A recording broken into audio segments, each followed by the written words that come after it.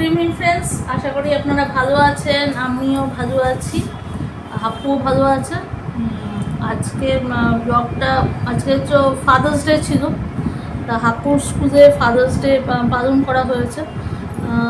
আমি প্রথমে গতকালই ওর একটা মেসেজ এসে গিয়েছিলো আমার হোয়াটসঅ্যাপে যে ফাদার্স ডে হবে।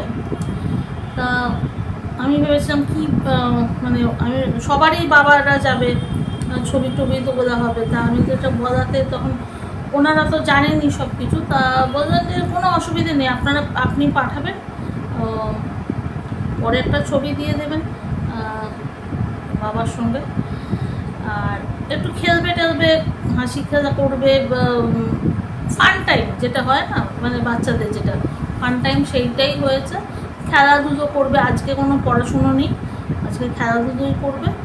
আমি বললাম ঠিক আছে, তাহলে আমি নিয়েই যাবো। নিয়ে গেছিলাম ফাদার্স ডে। আজকে আমার নিজের বাবাকেও মনে ইয়ে করছি যে আমারও তো বাবা নেই।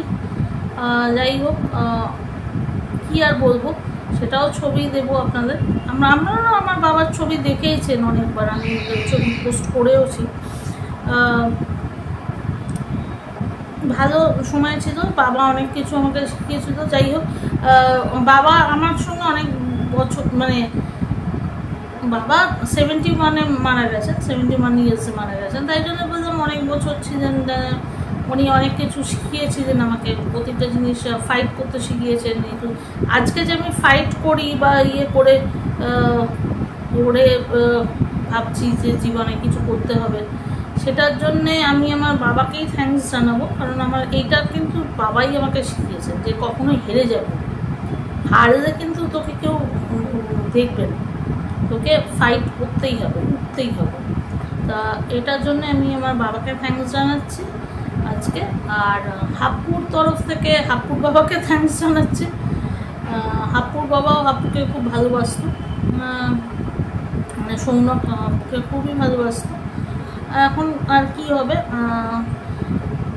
বলার তো কিছু নেই। দেখুন, আমি যেটা হারিয়েছি সেটা আমি হারিয়েছি, হাপ্পুও যেটা হারিয়েছে সেটা হারিয়েছে। কোনো না, সরি, আমি ইয়ে হয়ে যাচ্ছে একটু, সিম্পাথি ক্রিয়েট করা কিছু নেই। অ্যাকচুয়ালি হচ্ছে হাপ্পু খুব অল্প বয়সে হারিয়ে ফেলেছে, 6.5 বছরে হারিয়ে ফেলেছে ওর বাবাকে। যাই হোক, যা হওয়ার তো হয়ে গেছে, এটা তো চেঞ্জ করার কিছু হবে না। বাট সবাই, সমস্ত বাবারা হচ্ছে অ্যাকচুয়ালি একটা সাপোর্ট হয়, মারাও থাকে সবসময়, মারাই সব কিছু করে, কিন্তু বাবারা একটা সাপোর্ট হয়। মানে কোনো জায়গায় প্রবলেম হয়ে গেলে, ইয়ে হয়ে গেলে, আমিও যেমন ছোটোবেলায় কোনো প্রবলেমে পড়ে গেলে ভাবতাম বাবা আমাকে বাঁচাবে, ঠিক হাপ্পু আমি দেখেছি সেই জিনিসটাই ভাবতাম যে বাবা আমাকে বাঁচাবে। মানে মা তো ঠিক আছে, মা তো সব কাজ করছে, কিন্তু বাবা আমাকে বাঁচাবে, একটা সাপোর্টিং সিস্টেম, সেটা হাপ্পু হারিয়ে ফেলেছে, আমিও হারিয়ে ফেলেছি, হাপ্পুও হারিয়ে ফেলেছে। যাই হোক, আমি আর এটা নিয়ে এগোলাম না। Happy Father's Day to all of you. আর okay, see you in the next.